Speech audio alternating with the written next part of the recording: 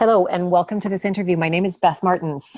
I help people to take their life's passion and turn it into something of value, of recognition in the world. And I love to interview people that have already done that, to show the path and show that way that they have done something outside the box. They have not taken the prescription of society that's told them what to do to be happy, and they've followed their own truth inside. Today, I am super, super excited to speak with Stefan Verstappen.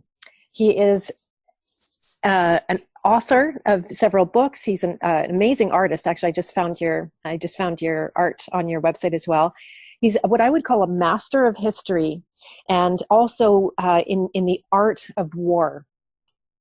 Super interesting. This guy has really a lot to tell. And Stephen, welcome to this audio podcast. Thanks for inviting me, Beth. It's a pleasure to talk with you. Right on. So good. So do you want to tell our listeners a little bit about yourself, just a little bit of a background? Well, you know, what moved you in this direction? Also, was there a turning point when you maybe you moved away from what society was telling you to do and you did your own thing? Well, it's a common theme in a hero's journey or a warrior's journey is to have an epiphany, they used to call it an enlightenment experience or a peak experience, as Colin Wilson might have described it. And this occurred to me when I was 12 years old, and I was in Holland at the time, around Christmas, in the city of Eindhoven. And something woke me up in the middle of the night. I don't know why. I just woke up for some reason, and I knew I had to go outside. And snuck out of the row house, because I was staying with my uncle at the time, and out into the dark streets. And there was a light snow coming down, and it was actually quite beautiful. And I spent hours walking through the deserted city because it was late at night and during the holidays. And well, something changed from that point on. So that was, what I had at that time was the distinct and very clear perception that I was a living, thinking human being. See, we're sort of, we're born and we're raised and we're programmed, and it all becomes kind of a fog. It's like, one of those dreams where the dream seems real. So it was reality, and sometimes you had a hard time distinguishing, am I dreaming or is it real? But there's always this kind of a fog about it. It's never has that clear perception. And so life is like that too. Most of us live life in a semi-dream state. The colors just aren't as real. The smells, the noises, the experiences, it's always kind of muted, as though you're looking through a dirty glass. Which is another analogy. I forget who said that, through a glass dimly. Anyway, so this enlightenment experience was like, boom, all my senses opened up. I had this sense of time. I had the sense of future. I knew that I had this huge life waiting for me, just ahead of me, coming soon. And I was very excited and very positive. And, I took in everything, your senses heightened.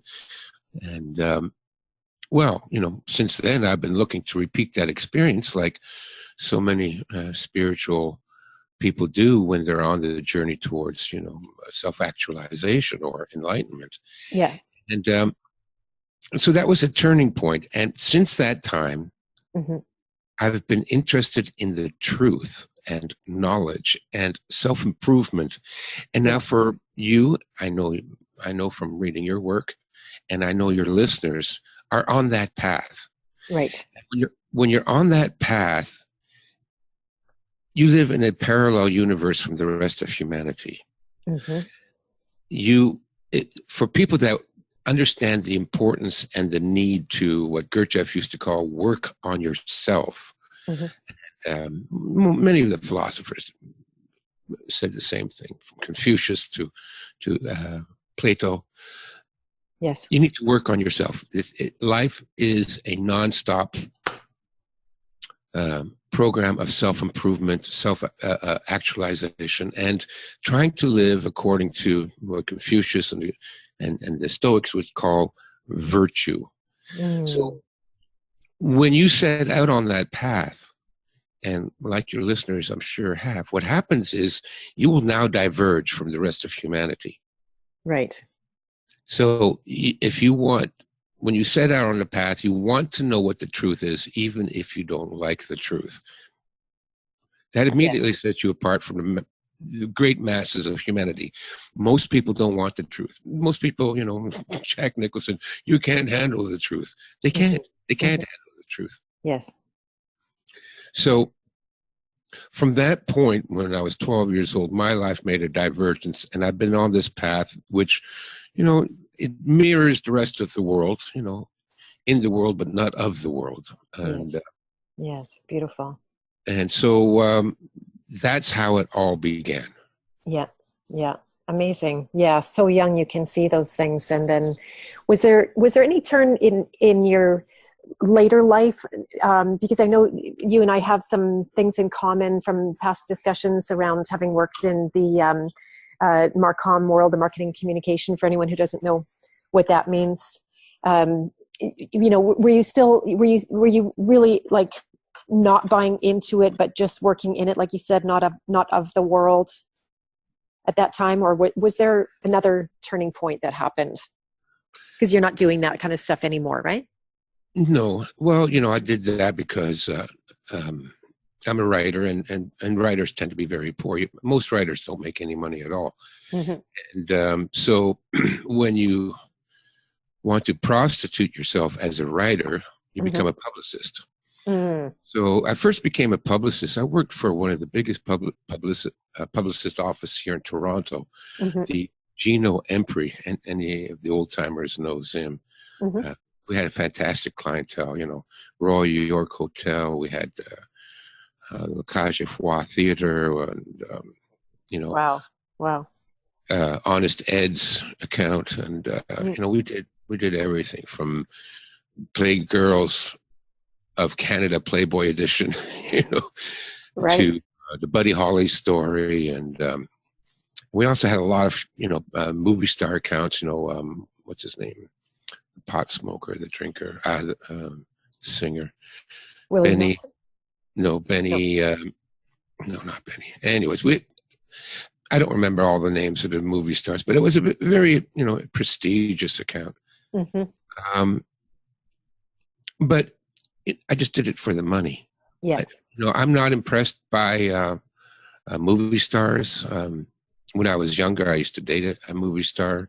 Yeah. At that time, I was working as a recording engineer for a sound studio here in Toronto. We had, again, all these big stars, Neil Young, Joni Mitchell, studio, and, the Guess Who, and I don't care.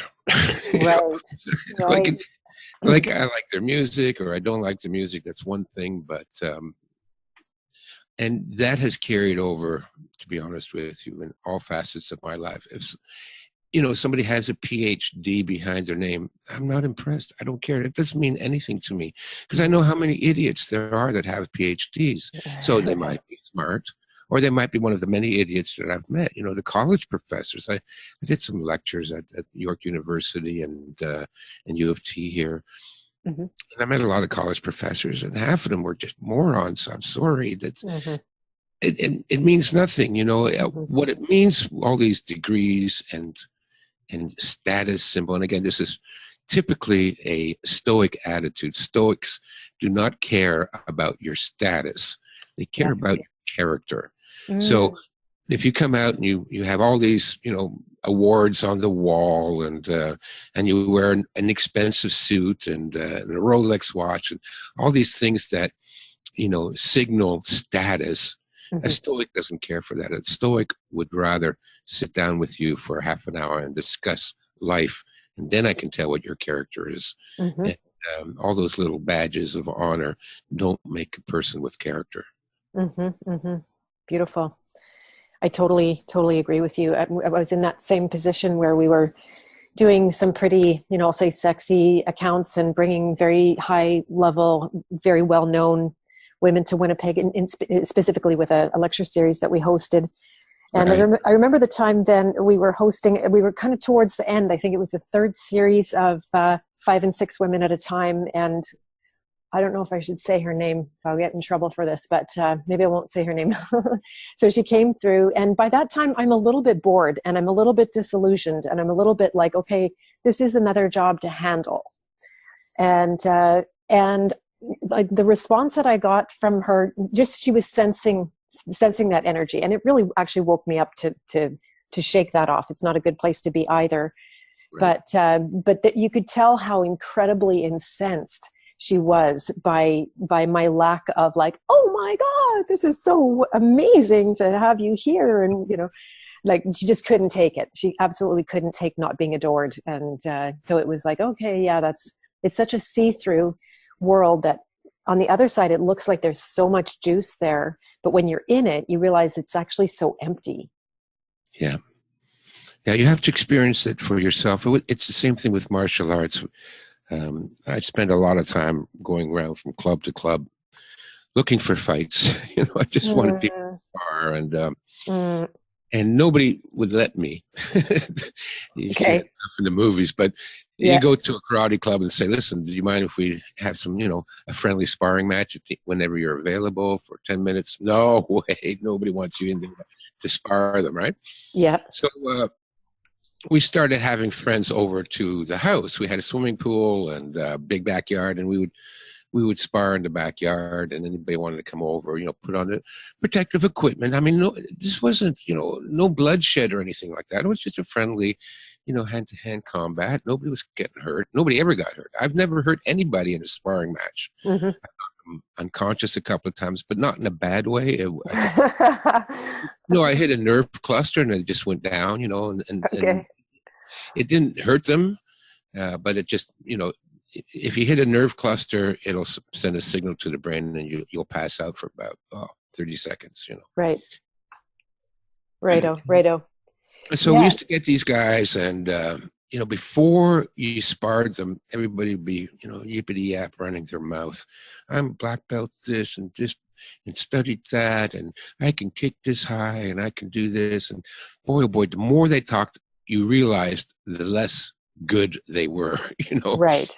People compensate for a real lack.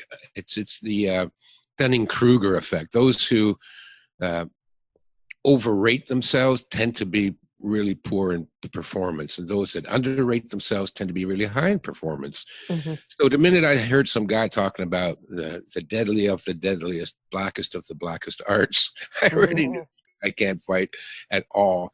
And that's proven out many times. And the same thing with there's a whole school of martial arts called Neigong, which is includes such styles as Tai Chi and Bagua and Qigong or Xingyi. And they tend to form cults, these kind of martial arts cults where, they focus entirely on their spiritual development. And I said, okay, so, your spiritual development is on developing focus and concentration and maintaining self-awareness. And this is a key in most of the spiritual paths. As you know, from Zen, and certainly the Rinzai sect of Zen, where, the monks will sit in rows and they'll be meditating, and the master comes along with a shinai, which is a bamboo sword, and whacks them across the back. Because why? Because to maintain your self-awareness for a prolonged period of time is one of the most difficult things, and one of the and really the goal to many of these meditation techniques. Can you stay aware?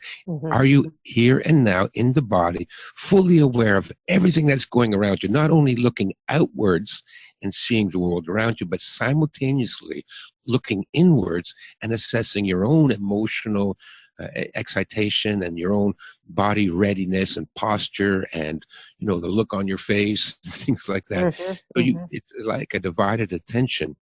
And that is really, and Gurdjieff talks about that as well, the divided attention. And the Sufis talk about it. It's the zikr, and the Zen masters talk about it. It's here and now. It's It's zazen.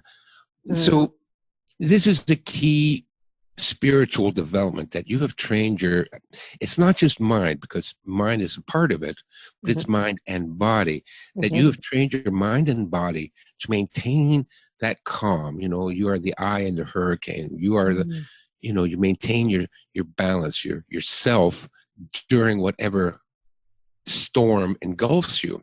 And that's one of the key principles. Now, the hardest time to maintain that self-awareness is when somebody's trying to kick you in the head.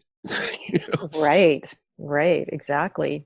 Because there's the fear of pain, and there's the fear of injury, and then there is the overwhelming sensual signals coming in of movement and speed, and even the smell and the heat, because you really perspire when you spar. It's very intensive. Now, if through all of that you can maintain your focus, then you have gone a long way on the path of spiritual development.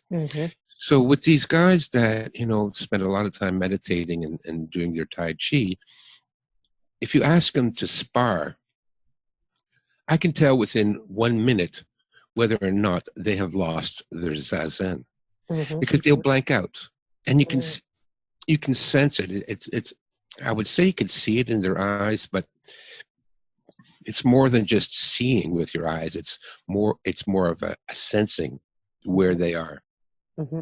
And the fact of the matter is, most people can't maintain that awareness. And so the same thing is what you were talking about. Unless you're immersed in it and see behind it and see the shallowness of it, you won't know what it is. And for me, my favorite saying was, I can tell how good a martial artist somebody is with 1 minute of sparring. Because you can tell they're not there. And when they're not there, you can wipe the floor with them. It's really easy because they're not aware of what you're doing. You can distract them. You can capture their attention with a fake or a feign, and you can, swing around behind them. And, from their perspective, they put their guard up. The next minute they're looking at the ceiling, and they don't know what happened. And that's because that zazen, that focus, was broken early on in the sparring match, because they can't handle it. They can't control it. So, that's why I'm fond of saying that, martial arts is really an accelerated path towards spiritual development. Because if you can, this is like, doing mental exercises with weights on, it's one thing. One of my favorite sayings is from the book, The Razor's Edge by Somerset Maugham. And in it, the protagonist, Larry, goes to Tibet, and he goes up in the mountains to study meditation. And the Lama sends him up to a hut way up high in the mountains to study some books. And he's up there, and the realization comes to him that it's easy to be a monk on a mountain. In other words, when you're in a controlled environment that's suitable for your meditation practice, well, okay, then it's easy. And this echoes Gurdjieff's fourth way philosophy as well, when he talks about the 3 ways: the ways of the fakir, the ways of the bhakti or bhakti yoga, and the way of the scholar or the intellectual.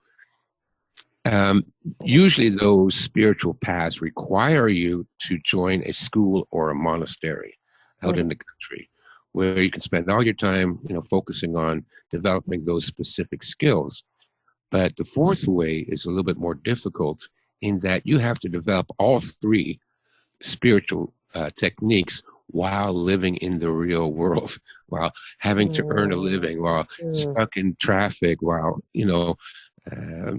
having to deal with office politics and things like that. I mean, now you are adding weights to your spiritual development, because if you can maintain your focus and your concentration during, all this turbulence around you, now you've really developed something.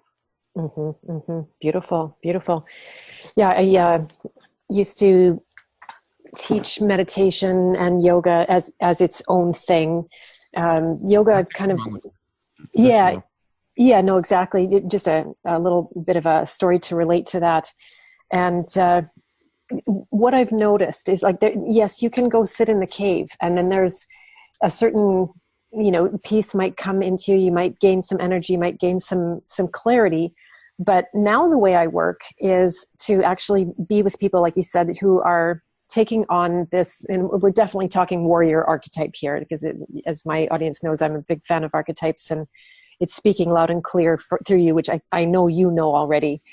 But by far better now when I'm working with somebody to, for example, build a business out of their life's work, or to get past a major crisis in their life, all with the goal, by the way, of the hero's journey, what you mentioned at the beginning, to ultimately give back in some way through your work, by far more powerful, and to the benefit of others, that you do it while you're actually creating something. You're in the world. There's that dynamic. There's risk. You're putting yourself out there. You're investing yourself, and you actually depend on things landing. It's not just like make believe, pretend world. It has to work in this world. So the spiritual work, just to repeat what you said, the spiritual work is so much more powerful and impactful when you have to do stuff and it has to work.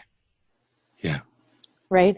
Never mind that you have to save your life, where I was at, like when the rubber hits the road like that, and you go, okay, this is not theoretical anymore. I can't just bliss myself out of this one. Yeah. So, I often say too that the people that I found to be the deepest and the strongest are those that had to face their own mortality. Right. Because you come through that with a different perspective. And I have a certain automatic respect for anybody that's gone through that. Because I know that being confronted with your own mortality is such a shock to the system. And it is a shock in a sense of the Gurdjieff work as well, that he says, that we are machines, but if we get shocked, we can suddenly, step it up a level. You need something to rattle your complacency, and something that you went through. And I've read the story, and I'm looking forward to hearing it on Freeman's Fly. That's a shock to the system that you can't help, except, there's two ways of doing it. One is denial and avoidance, of course, drugs, alcohol, fantasy, whatever causes you to run away from the problem. Yes. And the other way is to confront it dead on and say, wait a minute, I have to overcome this using, the skills that I have practiced and learned, and apply those skills to the real life now. Yeah. Because otherwise everything is, it's fun to contemplate philosophy while reading a book next to the fire and a hot chocolate. Exactly. We're very comfortable, and our minds can soar into, alternate realities. And it's there's nothing wrong with that. However, when and if you can apply that to the real world, not that the other world isn't real, but let's call it the physical world that we live in. Can you apply it? Because if you can't apply it, then your knowledge is frivolous. Exactly. And so I'd love your opinion on this. It's an ongoing question I kind of ask everybody, is that, do you think that it's a given that we must go through some kind of a full stop experience in our life like that, where we're faced with our own mortality?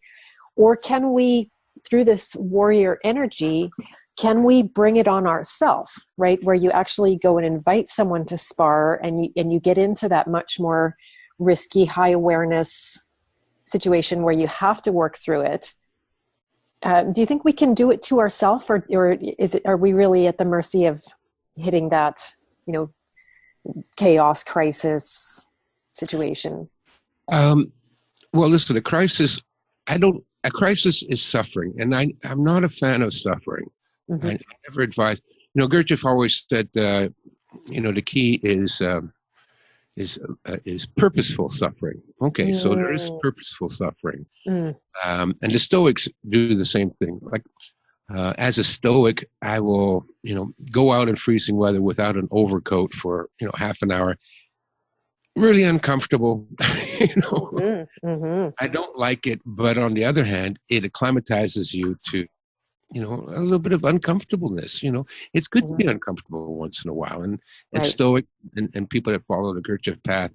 I mean, to go train for an hour. Sometimes I'm in the mood, sometimes I'm not. Usually I'm in the mood because Kung Fu is so much fun. It's like dance, you know. Mm. Uh, Especially, I know a lot of the what they call the forms or the katas, Mm-hmm. and it's wonderful. And then you even have your own free form dance that you can perform, which is even more fun. So it's not too bad for me. I don't mind it, but still, you have to make the effort.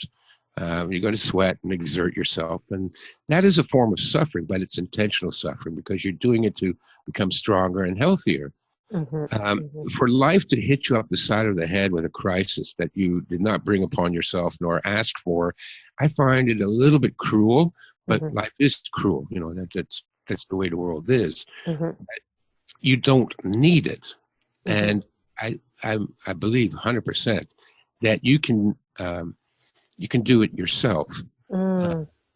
Now, in the Zen writings as well as the Stoics, one of the principal exercises in both forms, and to me, Zen and Stoicism, they're almost interchangeable. They're so very close together. Mm-hmm. And along with half a dozen other spiritual paths that I can't recall off the top of my head, but they all say pretty much the same thing. Carlos Castaneda too, right? Mm-hmm. They all say the same thing. You must contemplate your own death every day. Mm. Mm-hmm. Uh, Mm-hmm. Carlos Castaneda says, use death as an advisor. Mm. And the Zen masters say the same thing. There's an anecdote about some students went to a wise old master, and they told him about their understanding of Zen and what they've been trying to do. And could you please offer us any advice? And the Zen master says, no, I have nothing I can tell you.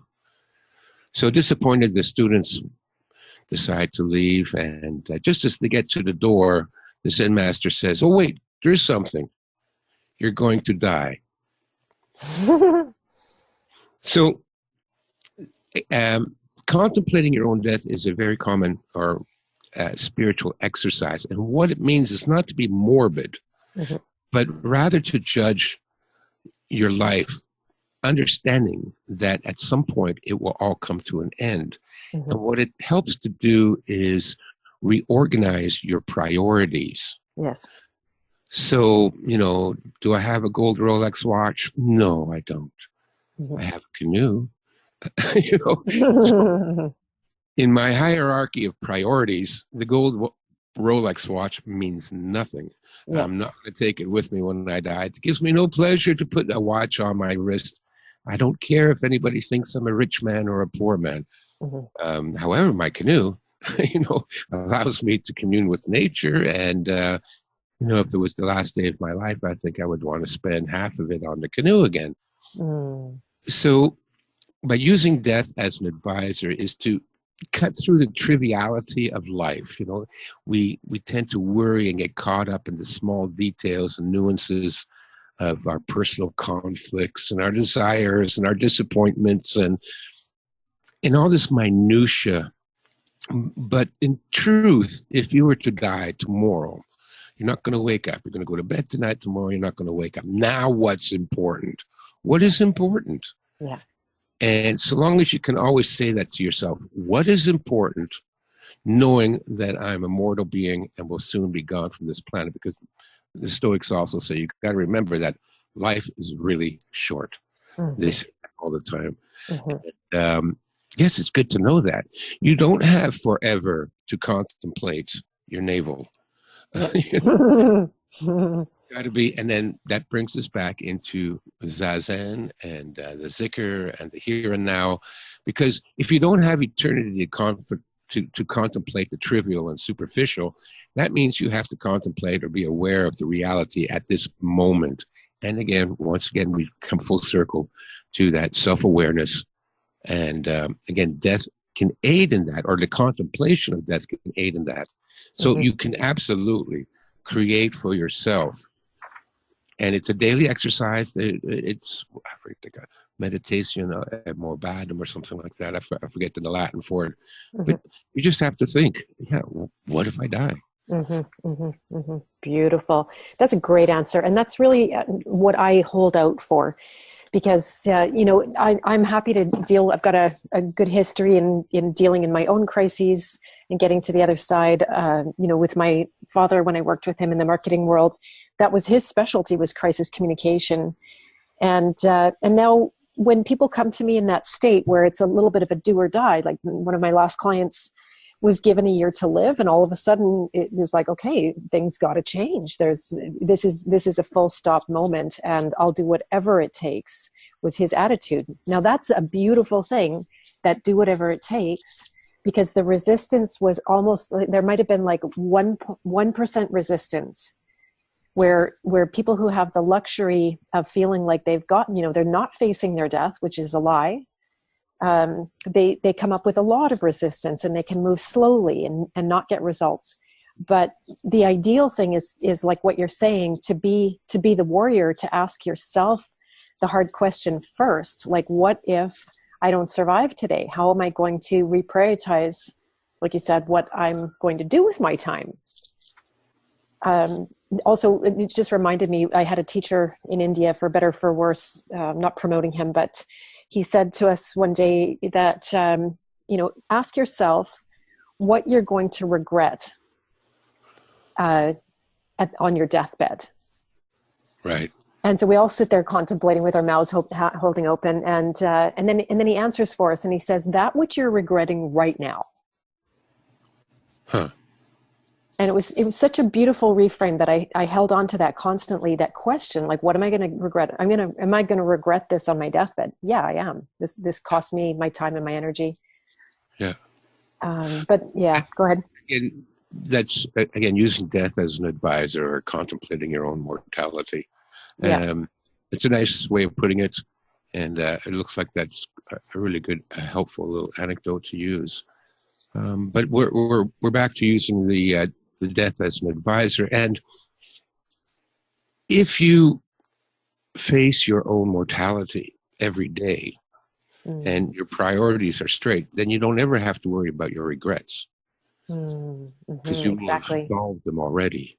Right. And you don't ever have to worry about suddenly, being diagnosed with terminal cancer, because you don't have to worry about that, because you're already facing that every day anyways. So if the doctor says, here's your death sentence, it's like, oh, nothing I haven't dealt with before. That's right.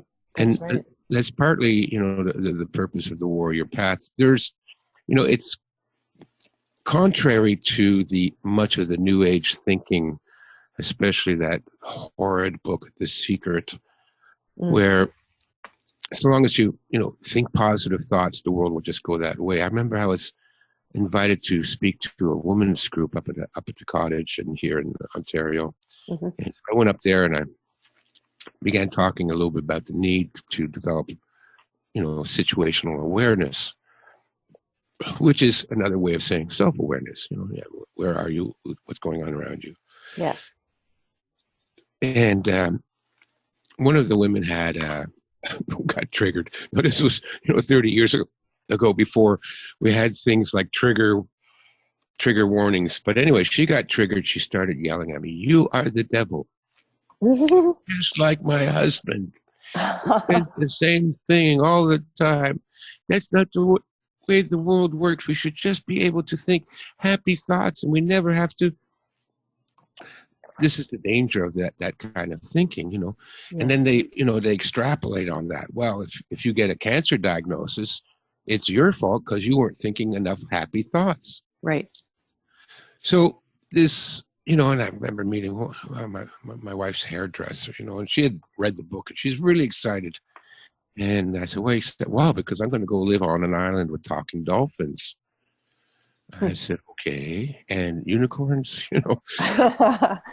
But she believed that so long as she kept thinking about it, that she would end up on an island with talking dolphins. I mean, this is self-delusion. It's there is a certain mechanic to positive thinking. When you apply it to yourself, in terms like, I can do this job, I can run this race, I can go another 10 push-ups. Yes, that kind of positive thinking does help you. Mm-hmm. But when it's, abstracted to the degree that all you have to do is fantasize about a peaceful world and it will automatically happen and bad guys won't attack you. No, now you're in dangerous delusions. Like we saw with those, I don't even want to go there, those Swedish girls that went camping in Morocco, Yeah, like all we have to do. Yeah, go ahead. So in contrary to that, the warrior's path is, first, I think about my own death, and then I think about what could go wrong today.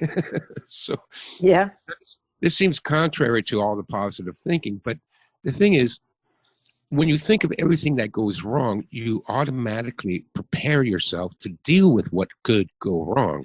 Exactly. I don't expect that, everything I do is just going to work out perfectly. I'm going to expect things like, well, what if I run out of paint and I have to go to the store? How am I going to get there? Or what if, I measured it, but I measured it wrong. So I always measure everything twice, measure twice, cut once. Yeah. Things like that. So you have to anticipate that. My best friend is a project manager for a large construction company. He builds condominiums. Mm-hmm. His whole job is to think about all the things that can go wrong building this condominium. Mm-hmm. The cement is wrong, the bricklayer screwed up, the plumbing didn't work, the wiring. He's got to think about all those things in advance so that he can prevent that. Yeah. So same thing with the Stoics and same thing with the Zen masters and the way of the warrior. If I go into combat, I'm thinking of all the things that could go wrong so that I'm prepared for it. What if he's faster than I anticipated? So I have to adjust my distancing. What if he's stronger than I anticipated? So I have to adjust my strategy. That's what you have to do to survive in the world. You have to anticipate what could go wrong. Now, the same thing as when you're contemplating your death. When things do go wrong, you're not surprised by it. Mm-hmm. You're already prepared. Oh, I knew I'd run out of nails. That's why I bought another pack of nails this morning. Yeah. Things like that. Yeah. So contrary to always happy thinking, and like you don't become morbidly obsessed with this stuff. You spend 10 minutes remembering that you're going to die and what's important. And I find being with friends and having a good time and being creative, I find that's important. Mm. The last thing I did before I died was put the final touches on my painting. That's okay. Okay, I'm ready to go now, Beautiful. But also contemplating how the day is going to go. You plan your day in advance mentally, or sometimes you can write it down on a piece of paper. But what if it doesn't go the way you planned? Mm-hmm. Do you have a plan B? Mm-hmm. Now with me, I always have a plan A, B, C, and D. I mean, I think then if that goes wrong, then I can do that. But if that doesn't work out, I can go there. So when things do go wrong, you're able to continue moving in the forward direction. When you don't plan for things that go wrong and then something goes wrong, it takes you by surprise. Mm-hmm. Now, being taken by surprise is one of the primary strategies in all combat. It's called the element of surprise. Yeah. It is a factor of 3 to 1. I mean, I could take on 3 guys if I have the element of surprise. Wow. If I can sneak up behind the first 2 guys and knock them out, by the time the 3rd guy turns around, I'll be ready to take them down. Mm-hmm. So the element of surprise is really important because being surprised is a huge disadvantage in being able to think and react. Mm-hmm. So by planning your day and planning, the events, and if they could go wrong, you're not surprised. So you're not shocked by it. You're not stopped in your tracks by it. You're ready for it. You anticipated it. You're moving on. You're pushing past it. Mm-hmm. And so that's some of the negative meditation that Stoics and warriors do. But as I hopefully demonstrated, that it's really a benefit to do it. Mm-hmm, absolutely. I want to share just a really quick story about having my son that I wasn't even supposed to be able to get pregnant after all the chemotherapy that I did. And so I kind of knew that this was my one chance. And it was exactly what you're saying, that I luckily had the guidance to prepare for everything that could go wrong. Like literally to work through it emotionally, to be okay with the baby dying, to be okay with me, you know, all the worst possible scenarios. And then in the end, I got to have my baby like in a totally natural, like water, you know, no medical intervention whatsoever. But in the meantime, I had my bag fully packed, ready to go to the hospital. I had the plan. I had the people lined up to meet me there. I had, the whole thing was completely in place. And contrary to all these positive thinking people, that cult of people, I didn't draw in the worst by allowing myself to prepare for the worst. I drew in the best. Yes. Right. So that is such a victory to see on the other side, that, and I was just so much stronger than, because you know, when people talk about positive thinking, it's actually a disguise for being afraid to die. Yeah. They're running from death, and they're running from anything that would remotely remind them of their mortality in that process. And so that's the draw. That's what pulls in the bad experiences, as far as I'm concerned, when we run with fear. Yes, I agree. I agree 100%. And your story is perfect example of the Stoic philosophy of, listen, I would like to have a natural birth. Did you give birth in the water pool? Yes, I did.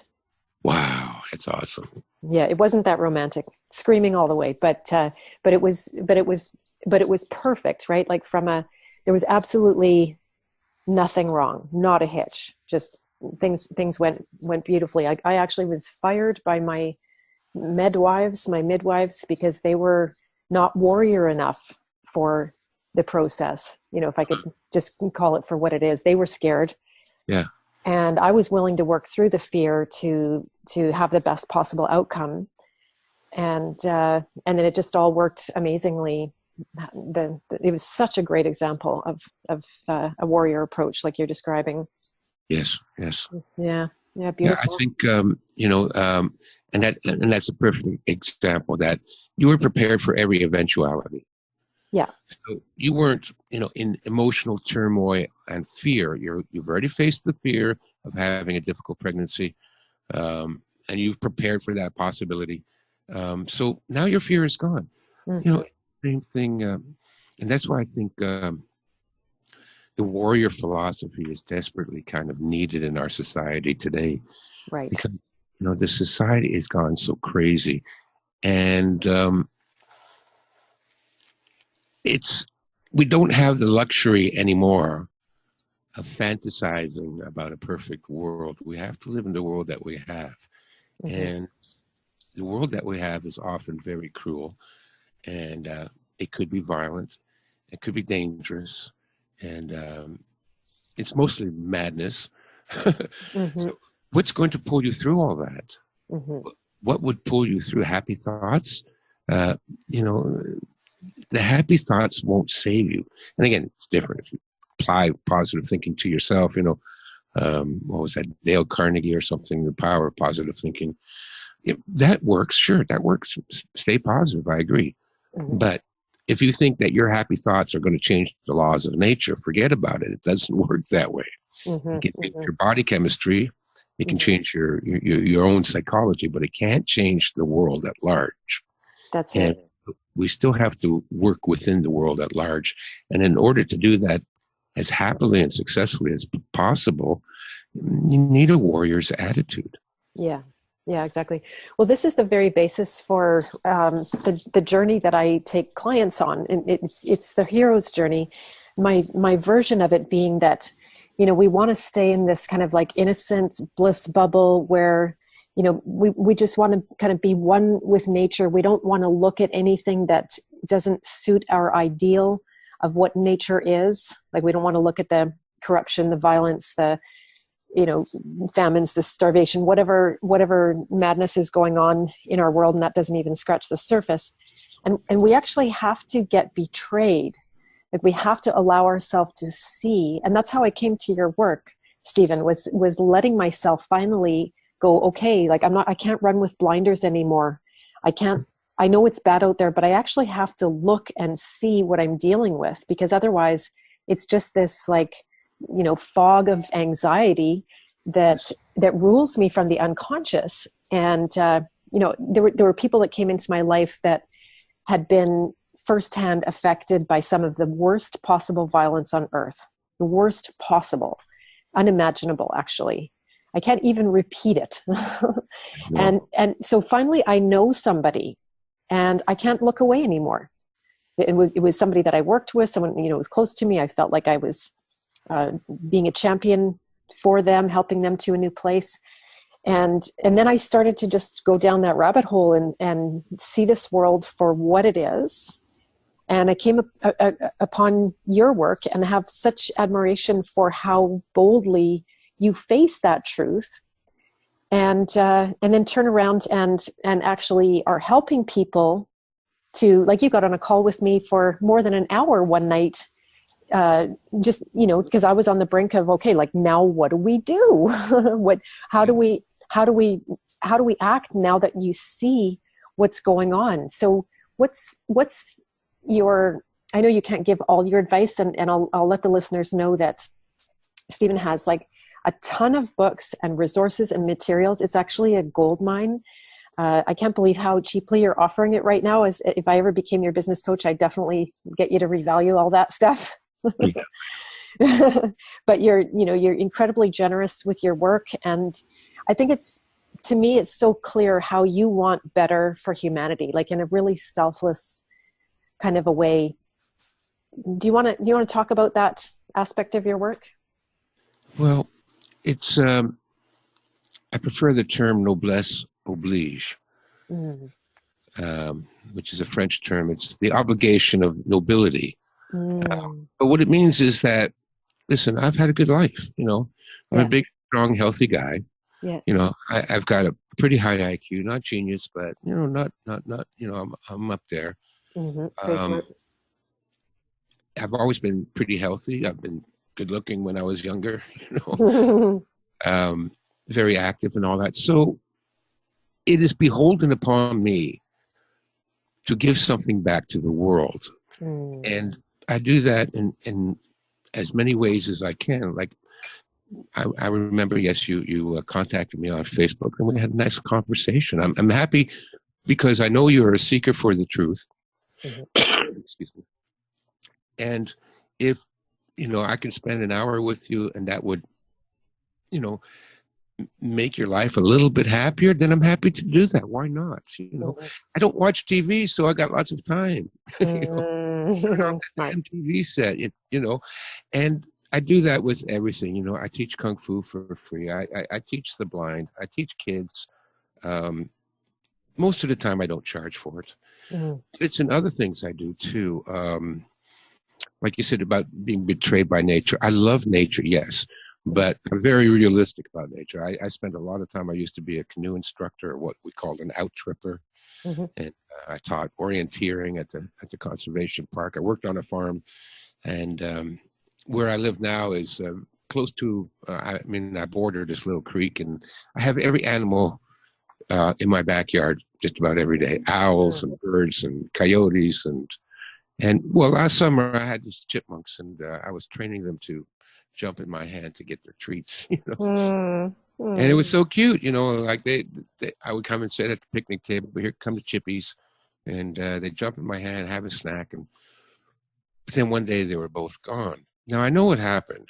I saw a mink down in the creek, and minks are vicious little animals. If you ever seen a mink take down a duck or something like that, it's hideously vicious and cruel. Okay. And I went to see where the chipmunk's burrow was, and I could see there was some dirt. Somebody had been crawling in there. So I know the mink got them. And the mink will go in there and kill everything. Won't eat them. It will just kill everything. They're weird animals. They'll do that with rabbits too. Like a weasel will go into a rabbit den and kill all the rabbits, and that's it. Or they'll get into a chicken coop and kill all the chickens, but they won't eat any of them. Right. So I'm sad to see my chipmunks go, because they were so cute. I pet them on the head. But that's nature. I can't change it. So you have to accept things as they are, And again, that's kind of a Stoic philosophy as well. Mm-hmm. Stoics say or advise to never worry about that over which you have no control. Now, I have no control over the food chain in nature's kingdom. Mm-hmm. I can't. I mean, the mink. I always call him Minksy. Minksy, he's a cute little. I used to watch him fish. There, he'd go under the water, come up with a little fish and that. But he got into the chippies and killed them all. Now, I don't hold it against the mink. That's just the way the world is. It's kind of cruel like that. Yeah, yeah. Yeah, when we're, so to jump off there, when we're looking at some of the evil things like, satanic ritual abuse, child trafficking, some of the really dark stuff that I know you're aware of, maybe this audience isn't necessarily all aware of. Yeah. What do you make of that? What's your take on evil? This is something completely different. Okay. Now, when I talk about the cruelty of nature, I am talking about nature. I'm talking about the animals. Yeah. Something that's actually natural. Yeah. I'm friends with Bunny, but I'm also friends with Coyote. I hope Coyote doesn't eat my bunny, but I can't. That's nature. Yeah. Now, when we talk about humanity, we are something completely apart from nature. We have nothing to do with nature anymore. Mm. And the cruelty and the sadistic, and I've given a few interviews on, satanic cults and child predation and things like that. I even, wrote some books that tried to teach people how to prevent stranger abduction and teach children how to prevent being molested. So I've studied the subject for a long time, and it's otherworldly, Beth. It's I don't know. I would recommend your listeners to watch my video. It's a 40-minute documentary called "Defense Against the Psychopath," and you need to watch this video in order to understand the why the world is the way it is and why some people behave the way they behave. But it's almost demonic. It's some people think it's interdimensional demonic beings, the archons, and that they've taken over all these people, but it's something unearthly evil that goes on in human civilization. And again, another reason to be a warrior, because it's I can't, like you said, the kind of violence that happened to your friend you can't talk about. That's what I'm talking about too. I mean, I can't talk about the kind of evil that people commit, that these monsters commit in our world, and because it's just too horrifying. People won't believe it. It's worse than any of your horror movie scenarios. Especially because it's real, and especially because it usually happens to young children. So, but in order to fight against that, you have to be able to face it. And you won't be able to face it if you're not a warrior. Only a warrior can face this kind of stuff. And therefore, only a warrior has a chance to fight against it. So everybody's got happy thoughts, this and that. They're not going to do anything about child trafficking and pedophile rings and organ stealing operations and white slavery and black slavery. They're not going to do anything about that because they can't face the reality of that horror. So, you can be all kumbaya and peace and love and happy thoughts, but that doesn't make a dent in the evil that's going on in the world. And before you can fight the evil, you need to face it. You need to understand what you're dealing with. And there's a danger in that. Who wrote that when you stare into the abyss, be careful the abyss doesn't stare into you. It's easy to become nihilistic when you look too long at the evil in the world. And so part of my warrior path is to counterbalance that, my ability to look at the dark side of humanity with doing things to bring beauty to the world. So in addition to, I'm willing to help people and give up of my time and my information, but that's where my art comes into play. Last summer I built a little stone Zen garden in the backyard. Took me all summer to do it. I took two stones from the beach every other day and just put them somewhere where I thought they would look good until finally I got a little stone garden. I saw. It's beautiful. Isn't that beautiful? Yeah. Yeah, gorgeous. And Gorgeous. it cost me nothing. You know, I didn't spend any money on it. Yeah. I just went to the beach, got some stones, you know. Mm-hmm. So for me, that's an analogy for the way you should live your life. Like, I mean, I can't Mm-hmm. produce a huge, beautiful statue every day, but every day I can put 2 or 3 stones down, you know. Mm-hmm. Mm-hmm. It wasn't a Exactly. big deal, but at the end of the summer, oh, you got a work of art, you know. And I do that around me everywhere I go. There's, you know, if you go to Ventura, where I used to live, you go downtown, there's one of my public art projects right on Main Street, you know. Wow. Same thing here in Toronto. If you go to um, Church in Wellesley, you'll see one of my public art projects there, you know. And So my nice. backyard is filled with color, you know. I fix things up, I paint it and brighten it up. You know, it's not a big deal, you know. I just add a little bright paint here and there and color it up. But Mm-hmm. what it does is you create your environment around you, and the environment around you then starts to have beauty, and that it's like a closed circuit now, because now I'm inspired by being surrounded by pretty things and color and life, and so now I'm inspired to do more pretty things and color in life. um, Amazing. Amazing. you know, those alien movies where I guess you've seen, you know, Alien, and you can see that they create this dark, damp, you know, insect-like environment. Mm-hmm. Well, that's, you know, basically our society. We have these psychopaths, and they create this really ugly, dark, insect-like environment. So Mm-hmm. to counteract that, come to where I live, because you'll see right away the difference. Mm-hmm. Everywhere around, it's dull and gray, and it's winter. And I come here, I got turquoise, and I got purple, and I got, you know, Mm-hmm. candle lamps and stone gardens, and I still Mm. have a Christmas tree outside that I turn on at night with Christmas lights. Love it. You know. Love it. So you can see here lives Stefan, because look at the environment; it's uplifting. And Mm-hmm. so I would, you know, offer the suggestion that people incorporate something like that in their lives. You know, Jordan Peterson made, you know, a couple $1 million by telling people to clean up their room, for crying out loud. But I would say don't not only clean up your room, but beautify it. You know, add art to it, add color, add lights. You know, I got Christmas lights everywhere. I like Christmas lights. I'm sorry. You know, Me too. I'm a but total fan of that. yeah, Total fan of Christmas lights. Yeah. Yeah. yeah, but at Same. night it's there. It's in the trees and it glows and it's warm and inviting and looks festive, and it automatically uplifts you. So Mm-hmm. Mm-hmm. whatever you do as you go through the world, if you know it's ugly and cruel many times, but to counter that, you have to do something creative. Right. Whatever it is, Yeah. painting, sculpture, knitting, Yeah. you know, dance, whatever it is, you know, Yeah. hang some wind chimes or a series of wind chimes in your trees so that every time the wind blows, you have an orchestra.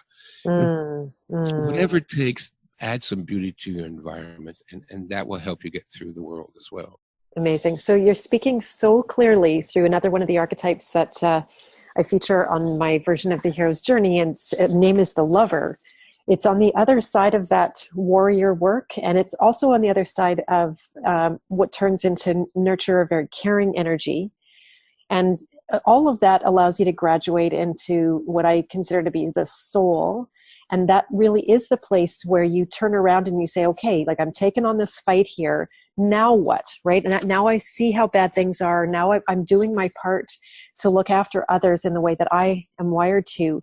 And then the next action is to turn around and create your beauty and your truth in the world, and to manifest one of my new revelations about our blueprint, our soul's purpose, is that like you can't cozy up and sit by a warm fire in a blueprint. You have to build that house. Mm-hmm. And then to take it to the next level of the beauty, like that really is counter energy to create, because it's like you said, if they're creating destruction out there and you're creating beauty in here, there's something really powerful about that. You directly influence your environment that way, and the people in it, and especially yourself, and ability to keep going on the journey, which is always the hope. So that's really, really beautiful. No, thanks. Yeah, Mm-hmm. I firmly believe in that, and if we all did that, or even if 10% of us did that, when I go for a walk in the woods, I always come back with some garbage I picked up off the ground. Mm-hmm. Mm-hmm. Um, Mm-hmm. when I go for my canoe rides, I like going at night. I'm a little bit weird like that. I like moonlight canoe rides, but Mm-hmm. I have a half a dozen candles burning in the canoe, so it's not just a canoe ride; it's a parade float. Mm-hmm. Mm-hmm. Love it. Love it. Going back to the, like, your voice in the, if I couldn't call it the truther movement, is very unique. I've listened to a great deal of different variety in that genre now.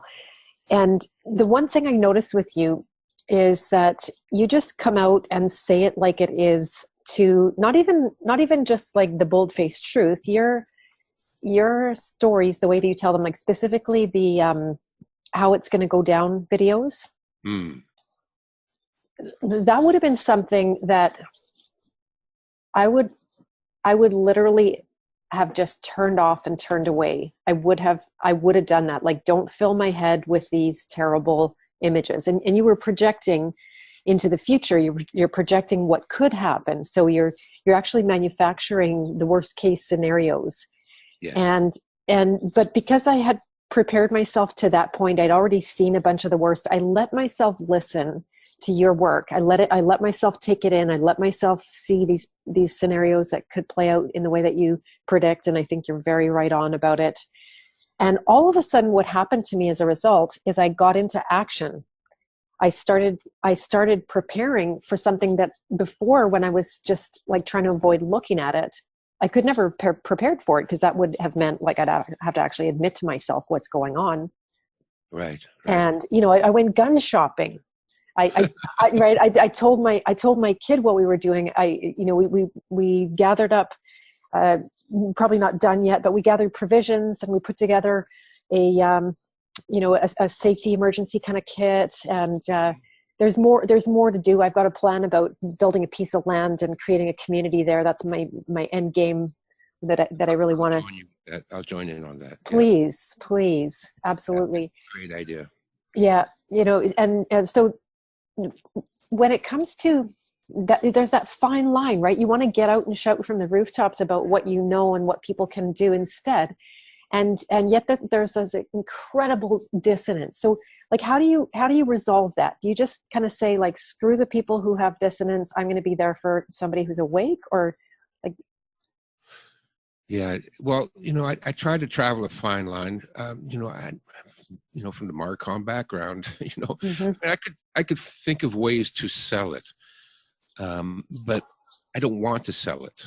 Yeah. If I have to sell you, then you're not ready for it. Right. So in one sense, what I put out there, I know is only going to resonate with a very small percentage of people, because they're ready to hear it. Mm-hmm. And how it will go down, talks are, again, it's the Stoic principle of planning what could go wrong. Mm-hmm. Now, in our society today, we've been lulled into complacency by thinking that the government will solve all problems for us. Right. But the government won't solve all. As a matter of fact, the government is the source of all our problems. Right. So, civilization is a thin veneer, and when it cracks underneath, there's a lot of ugly. Mm-hmm. And so, well, what happens if it does crack, and all that ugly comes through? Mm-hmm. You just die now, Mm-hmm. And a lot of people have told me that too. They said, well, if ever anything like that should happen, I'll just kill myself, because I wouldn't want to live anyways. Oh, exactly. That's the script. That's the script, yeah. Yeah. And I counter that by saying, well, geez, it's a good thing your grandparents didn't think that way. The ones that lived in Europe during World War II, where every major city in Europe was bombed into rubble. There was no food, there were no police, there were no hospitals, there were no medical supplies. There was a complete breakdown of law and order. And yes, many, many people got killed, but more people survived. Right. And 5 years after the war ended, everybody was driving their new Mercedes on the Autobahn and going to barbecues again. I mean, it's And we have not experienced anything nearly approaching to what the Europe went through during those 2 world wars. And yet they all, the ones that did survive went on to live long, happy lives for the most part. So, just because if something like the economy crashes or there's the power goes out for 2 years and people are starving and all, now you're going to kill yourself. But okay, maybe that's the way it's meant to be. Maybe that's a social Darwinism, that people that can't handle hardship will kill themselves, and therefore the future generations will be stronger for it. Mm-hmm. Maybe Mm-hmm. it's meant to be that way. Right. But me personally, as a warrior, I'm not just going to kill myself. Yeah. I'm going to try and help myself and help as many people as I can. Right. So part of that is, yes, I'm glad it struck that chord with you, because how do you deal with the knowledge of this? And again, it's like I said, the warrior's path is facing that ugliness. But at the same time, once you've faced it and you've prepared for it, then go back to making your garden beautiful. Yes. So exactly. What I tell people with, being prepped for disaster, I mean, I used to work for St. John Ambulance. We did all these, disaster simulations, where they'd shut down the downtown core, and we would get a bunch of people dressed up with injuries and blood, fake blood and things like that, and establish a scenario, and the volunteer ambulance services would have to come in and triage people and things like that. It was a great experience. That can happen at any time, anywhere. Any kind of a natural disaster could throw your town into turmoil. So at the very least, have a first aid kit, have 3 days supply of food, have a radio, have a flashlight. There's nothing conspiratorial or fear inducing about saying, have that, So take that and now expand on it. 3 days, better to have 3 months worth of food. Flashlight, okay. Flashlight, radio, portable generator, solar generator, you got a med kit? Okay, first aid kit is good, but I'd rather have a med kit with a surgical kit, and I like to stockpile antibiotics, and lots of antiseptic and sutures. What's the big difference? Well, the big difference is only in duration, because by having more, you can survive longer. Now, once you've got that together, you don't have to live in fear anymore. I'm not afraid if the currency collapses. I have some silver and gold bullion. I can always buy food with silver and gold bullion, right? I'm not worried about starvation, because I've been stockpiling some food. We're working on a garden for this summer, so we're going to grow our own food, and plus I have firearms. I could hunt up and down the creek here. I'm sorry to say, I'd probably be eating squirrel a lot, but if you're starving, you'll eat anything. So I'm not afraid. Why should I be afraid? If whatever disaster comes to me now, I have, I'd like more, I guess. Maybe a hollowed out volcano headquarters would be nice, Yeah, there's Yeah, right. you can go, an underground bunker and all. I don't have an underground bunker, whatever, but I have enough that I know that I can survive 90% of the horror situations that could possibly, and let's face it, will occur. It's not if, but when. I'm ready for it. So am I worried? I'm not worried. I don't spend all day worrying about, what if the dollar collapses? How will I buy food? I'm not worried about that. Yeah. So now, because I don't have that fear, I can spend 2 hours in the garden. What do I got to worry about? But if you aren't prepared for that, now you're scared. You don't want to hear it, because you have nothing ready to go. You have no plan of how to get through it. You have no skills to help you survive it. So if you don't have any of those things, you don't want to face the truth, because when you face that truth and you're completely unprepared and you don't have the skills, then what you're going to realize is that you will probably die for being stupid. Remember, with a lot of these emergency, disaster, apocalyptic kind of scenarios, there's a high casualty, but those people, the high casualties, are often the dumbest people. They make stupid mistakes. And what I teach in my, preparedness programs is, you need a plan. And again, that's the Stoic thing, think of what could go wrong and plan what you would do if it went wrong. And if you have a plan, then if you don't get yourself killed for being stupid within the first 3 days of an emergency, then you're probably going to be okay. So all these people want to kill themselves. Well, okay. But if you don't kill yourself in the first 3 days, then you'll probably be okay, provided you have some skills and some supplies. Beautiful. And it solves one of the other problems too, in terms of when you hit the wall and you're going, okay, what can I do, against this force of very psychopathic evil? And to me, if there's any real thing that it's feeding on and depending on, because like this is a big question I asked myself one day and I actually got an answer, is like, okay, if this force is so powerful, what the heck do they need us for? Yeah. And the answer shortly came after, and it's because we're more powerful. Yeah. And we just don't know it. We're not acting like it. And so they depend on us giving our power over in the form of the fear and the terror, and worse is the unconscious fear and terror. And like, as long as we're emanating that, so what you're saying here is like, you get a plan, you get that element of surprise. You're not going to be surprised by it. You already accept it can and it's probably going to happen. You're prepared for it. And then you can go on with a true positive vibe, not just like putting a cherry on top of shit. You actually got that fear out of the way and can now be genuinely positive in the world. Yes. Yeah. Good point. Yeah. Genuinely positive. Yeah. And you're no longer food for that. Yeah. Go ahead. Yeah. Well, yeah. So, the warrior path is the antidote to psychopath. It really is, because the psychopath depends on you being stupid, number one, right? Yeah. Naive, gullible. Yeah. Not able to anticipate treachery. Yeah. And treason. So, but a warrior studies strategy and tactics, and prepares for the worst. And so treachery and treason, I'm sorry, I often evaluate people in terms of their reliability when I meet them. If I judge them to be unreliable as a person, then I will never be tricked or betrayed by them. They can't betray me because I never had trust in them in the first place. Right. I mean, that may sound, negative at first. A lot of people say, well, everybody's this. No, not everybody is. What you need to do is treat everybody equally, but only trust those that have earned your trust over a long period of time. Somebody that's nice to, door-to-door salesman, just because they seem friendly doesn't mean you should trust them.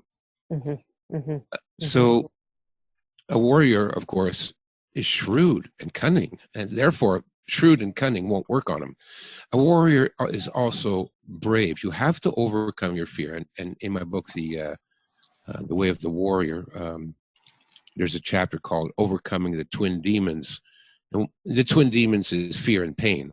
And not that there's anything intrinsically wrong with fear and pain. They are survival mechanisms. But a warrior has to be able to face fear and pain and overcome it. And then when you can do that, then half of the psychopath's power is immediately taken away because they rely on you being afraid. Why else do you see the government constantly fear-mongering about, wars and global warming is going to kill everybody? And, that's all you hear coming out of the government. And we're here to protect people. We're here to save lives. Why? Somebody after me? Am I going to die? Yeah.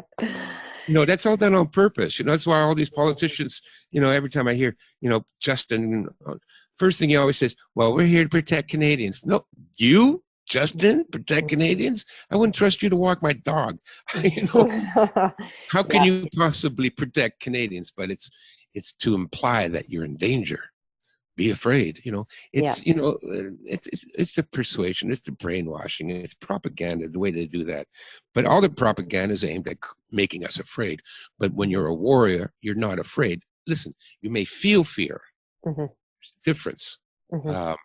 But to be anxious and worried, that's different. That's that's destructive. That will cause you to age and die young, and it will also cause you to freeze up when you should be attacking. And it's a very negative state of mind. If I'm I remember one time I was on an elephant in Laos going up the mountain, and the elephant got out of control, went charging up along this cliff edge. I thought for sure me and the elephant was going to fall down this 400-foot cliff. Whoa. Yes, I felt fear. Yeah. But how did I react to it? Well, what I did was I lowered my center of gravity. I hung on really tight to the platform. It's a bamboo platform on the back of the elephant. And I used my center of gravity to absorb the erratic swaying back and forth. It's the same thing you do when you practice Tai Chi, or if you're riding horseback. If you can't absorb the horse's gallop through your waist and the shifting of your gravity so that you absorb it, you would get bucked off the horse. Right. So it's the same thing with the elephant. It was going crazy. Now, if I didn't relax and sink, right, sink into my center of gravity, I could easily have been tossed off of that platform over the edge of the cliff. Right. So yes, I felt fear, but I applied my skills that I developed in martial arts to adapt to the circumstance. So I survived.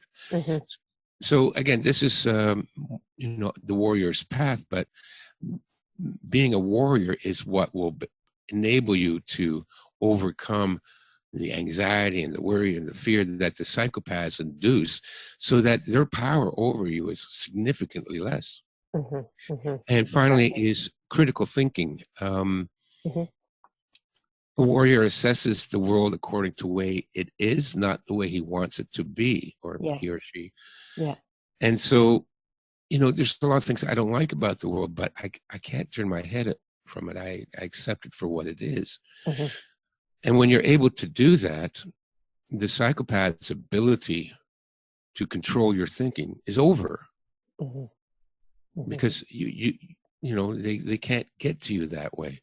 You're able to absorb it, and it's not true. The gaslighting and the propaganda and things like that. So you think of things critically instead of emotionally reacting in fear. Beautiful. It's one of the ripoffs of the New Age world that we should all stay out of our heads, right? Like as if it's some big problem to be thinking about things. And how convenient that we don't think critically, and we just make every effort to stay blissed out in some meditative state that's really just suppressing the hell out of our fear. So I'm a big reclaimer of this mind. I'm a big reclaimer of thinking it all the way through. And this is a superpower that we've got. Yes. Especially if you cultivate it and prepare yourself for it. There was one other thing I was going to say, that a huge part of my work, how I work with clients, is to go head to head. It's very warrior with what I call the human experience. So that includes all of our feelings, all the fears, the apathy, grief, fear, lust, anger, pride, courage, acceptance, even the higher feelings of peace. And to be critical of all of them and say, okay, to train yourself to not believe it to be true is the first thing. But it's not even about not believing it. It's about, whatever is, how I can tell if something is real or true or not is I will let it go and see if it's still there. Right. And it's this foolproof kind of mechanism. It's like you're saying that there, you might get into that place where you're totally challenged, your life is threatened, you're on the cliff, literally. And if you've got that training in looking your feelings in the face and going, okay, it's there now, and I walk through it, I look back, oh, not even there. Smoke and mirrors. Right. So all the fear, all the pain, and it's never to say be discompassionate for anyone that's in that place, But if you're warrior enough to go all the way through that door, what I consider it to be, then you look back and it was just not, it's definitely not what you thought it was. And it wasn't the showstopper that it promised to be. Right. So like it's like you said, then we actually have free will. Then we can not respond because we're afraid, which is what this evil seems to depend on. Yes. Yeah. I'm just repeating what you said. No. That's a good way of explaining it. Mm-hmm. And again, it's a principle of Stoicism, and that is, we might not have control over the circumstances, but Mm-hmm. we can control how we react to the Mm-hmm. circumstances. Mm-hmm. So, like I can't control the Federal Reserve or the Bank of Canada. I can't control government. I can't control the chemtrails and the fluoride in the water and the pollution and the GMO. I mean, I have no control over that. Yeah. Now, I can let that depress the hell out of me, Mm-hmm. and make me give up on trying to do anything because it's all pointless anyways. Mm-hmm. So that would be a possible reaction. And a lot of people react that way. They don't want to hear it anymore. They become nihilistic. There's no hope. And, surprise, surprise, suicide rates are through the roof. Well, why? Because of all this misery and this toxicity that our culture produces, and people are overwhelmed by it all, and then the reaction is to become depressed and nihilistic, and eventually suicidal, or addicted to drugs and so on. Mm-hmm. That could be your reaction, or your other reaction could be, yes, I know this is true, and that's why I'm not going to let it get to me. I'm not going to let the bastards win. Yeah. By being a miserable person. Because Yeah. again, the psychopaths depend on that. They are counting on us all becoming disillusioned and nihilistic and giving up. Well, Exactly. easy for them if we all give up, right? Exactly. So the warrior keeps fighting to the end. I'm going to die on my feet. I might die, but I'm going to I will die swinging the sword over my head to bring these bastards down. So you can't control them, but you can control yourself or your reactions, and especially your emotional reactions. And it sounds difficult. Oh, I can't control my feelings. Well, no, not in the beginning. But when you practice, actually you can. For example, anger. When I was a younger man, there were times I got angry. I put my fist through the wall, or I'd kick a door in or something like that. Didn't happen often. Once every couple of years, something would piss me off. I'd just go, God damn it, I kicked something. But I felt embarrassed after that. I always felt embarrassed by doing that. And I made a vow to myself, I will never lose it to the point where I'm breaking furniture ever again. Now, a lot of people think that when you suppress anger, it boils inside of you and all that, but that's a myth. Again, it's part of the programming. And what I find is that I don't get angry anymore. I remember I was in California, and a buddy wanted to borrow my car, and I let him borrow the car, and he parked it in a spot, and it got totaled, absolutely totaled. Somebody came around, smashed into the car, and they come back, and they're going, geez, I'm really sorry. I have to tell you. I said, what? Oh, you're going to get so angry. I said, what? Well, we totaled your car. I said, no, I don't care. There's insurance on it. It didn't bother me at all. And everybody's like, how come you're not angry? You lent him his car. And I said, was it his fault? No. Did he do something wrong? No. He parked it? Yes. And somebody else hit it? Yes. Who am I going to get angry at? Exactly. Yeah, that's a big subject of mine in terms of the difference between suppression and letting go. And to me, everything that you're talking about with the warrior, because it's not suppression when you faced the fear head on, when you faced the anger head on, when you just said to yourself, okay, I see that anger, it's not going to get the better of me again. That's to me more of a release process than it is a suppression process. And when we're, because that's the ultimate bravery to me, is to release a feeling because the feelings actually, when they carry they carry the threat of death itself. It feels like we're dying when we get into the heart of that, that we're not safe, we're not going to survive. the explanation being that when we were dying, we've manufactured all of these feelings around it, and so we have these memories. It doesn't really matter to believe in past life and all that kind of stuff, but if you can take it head on like that, then you raise your energy to a great extent, because you're no longer having that gravity of this awful stuff pulling you down. And then the proof is there when you face those scenarios like you're describing, and all of a sudden it's like a big fat nothing. You don't even have to reason your way through it. It's just, you're not even like, you're fully responsive, and you can handle everything, but you're not like all messed up emotionally. Yeah, and that's and again, that will help to lessen the effects of evil on you. Right. They can't get through that once you are able to release that, and it takes a bit of practice. It's not something you can learn quickly or right away. But if you have it in your mind that you will not automatically react in a certain way, but rather observe your feelings, and don't automatically give expression to it, then eventually they go away. It's nothing. It wasn't real to begin with. And a lot of this stuff is pre-programmed into us. We are programmed from our birth. Exactly. Through education and media and culture and things like that, we're programmed, and a lot of these feelings were programmed into us. Gurdjieff talks about that too. He calls it false self.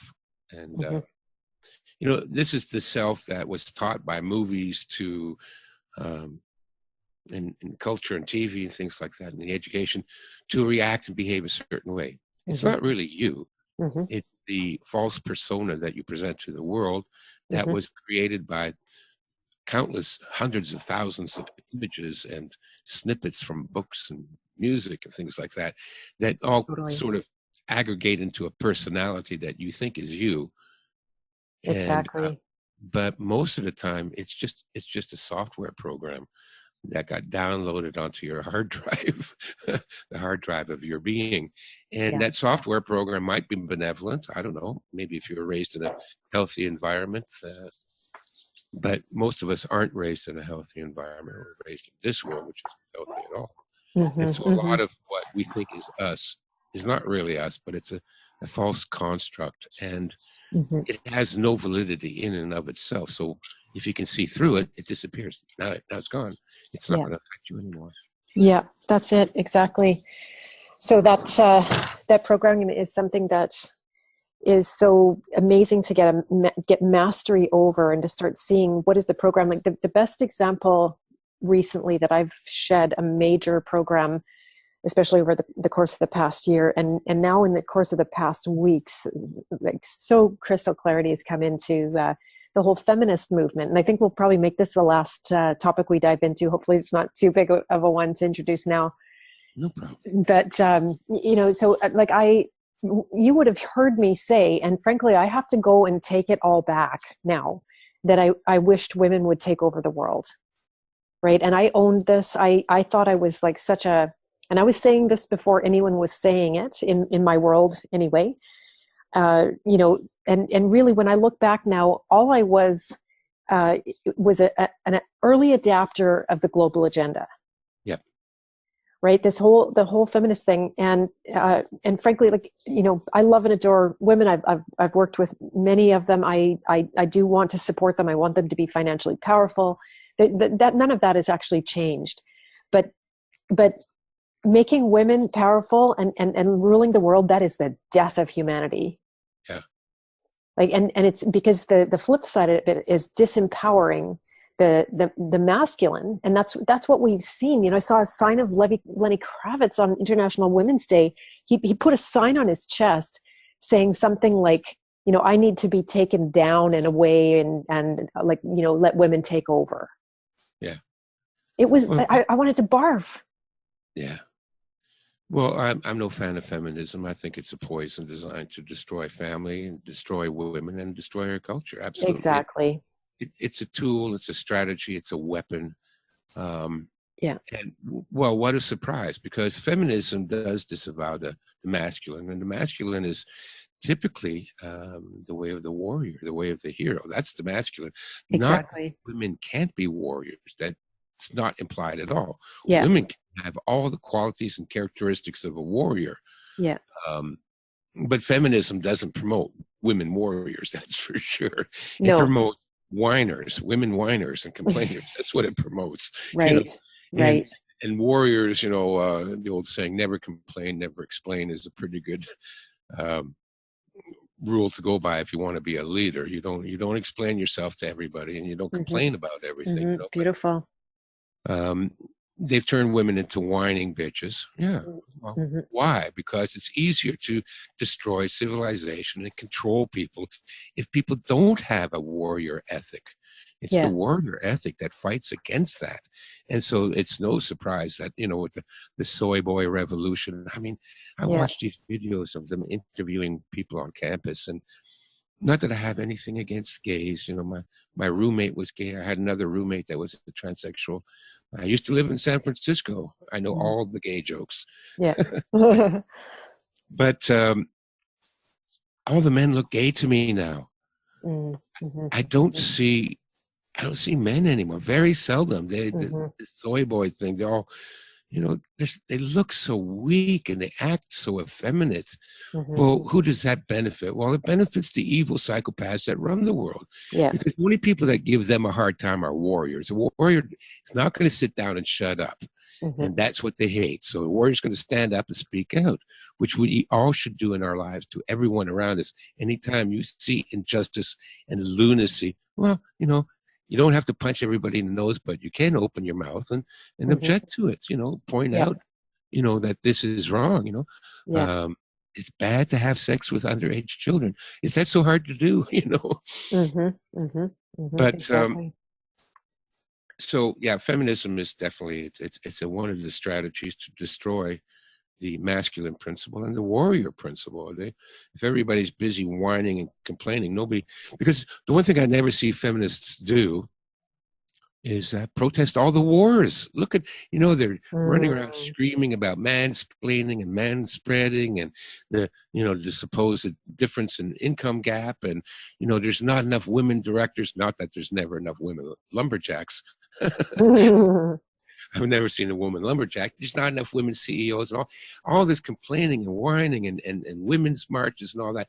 Do any of them address the wars that are going on, the trillions of dollars that are being drained from your pockets to pay to murder people all over the world for no good reason whatsoever? They never say anything about that. Mm-hmm. You know, a warrior would stand up against that. I don't want you sending 18-year-old boys to get their legs blown off for no good reason. I don't want that because I'm a warrior and I care about kids. Do you hear feminists saying that? No, never. So that tells you already everything you need to know about the feminist movement. It's a fraud, it's a fake, and it's just meant to destroy humanity. Exactly. And I am by far now more interested in supporting strong men because that's what this planet actually needs. And so it's been such a pleasure to have hosted one of those strong men on this planet. You're truly having earned that title in my mind anyway. And do you want to just take a few moments to let our audience know how to access your work, where to buy your books, how to get in contact with you, and you know, anything else that you'd like to share? Sure. So everything is on my website. The website is China Strategies, one word, .com. I got that website when my first book came out 20 years ago. I just never changed the URL, you know. So it's a weird URL. What's it got China strategy? But my first book was on Chinese military strategy. So ChinaStrategies.com. It has everything on there in my books, my videos, and things like that. My books are available on Amazon, of course. And my most recent book is called A Master's Guide to the Way of the Warrior. And it has most of the stuff that we've been talking about in there. You know, it's a very easy to read book. You can pick it up and turn to any page and start reading from there. It's not something you have to read from page 1 to 2. All my writing is meant to be like like a first aid manual, like a Boy Scout manual.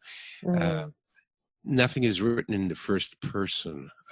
So it's not, I've read so many of these survival books about people, how they felt about killing a goat, how they felt about, I don't care, is that going to help me? I just need to know just the facts, ma'am. I need to know the information, What can I do to overcome fear? Well, this exercise, this exercise, this exercise. Great, got it. What can I do to become more relaxed? Well, this exercise, this exercise. How does that work? So it's very easy to read. So, A Master's Guide to the Way of the Warrior. If you're interested in preparing for the end of the world, which is explained in my video, Historical Cycles, Are We Doomed to Repeat the Past, where I show pretty clearly, what happens during the downfall of every civilization. And so the Art of Urban Survival is meant to provide answers for that very scenario. First, we have an increase in crime. So chapter 1 is about crime prevention. Then we'll have an increase in diseases. So chapter 2 is on what to do if there's a pandemic, disinfect. And chapter 3 is, natural disasters, how to, prepare a bug out kit, how to make sure your home has enough supplies and equipment, or what to do in an emergency. And then the third chapter is what to do if there's martial law, if there's war, if you live in a culture of corruption, which we do, obviously. All those things are quickly coming to pass. We see that now with the crime and the corruption, and it looks like they're hell bent on starting World War III anytime now. Venezuela, North Korea, Iran, China, who knows? They got little embers burning everywhere, hoping one of them will flare up into another war. So the Art of Urban Survival and Master's Guide to the Way of the Warrior. And I'm coming out with the third book I'm working on. I'm going to have to do a crowdfunding so I can buy the 2 months I need to finish it. And this will be on community, because the final key to everything is community. And that's something people have lost the ability to know of. And I think this is, part of the increase in suicide rate. It's that people have no community. They're not connected to anything. The families don't get along. They don't have a community that they live in. They don't know their neighbors. They don't have a connection to their history, to their traditions. So there's no grounding, People are just all living in their isolated little bubbles. Nobody's helping each other. And so I think that's part of the massive depression and suicide that we have. So the book is on how to build communities to support each other.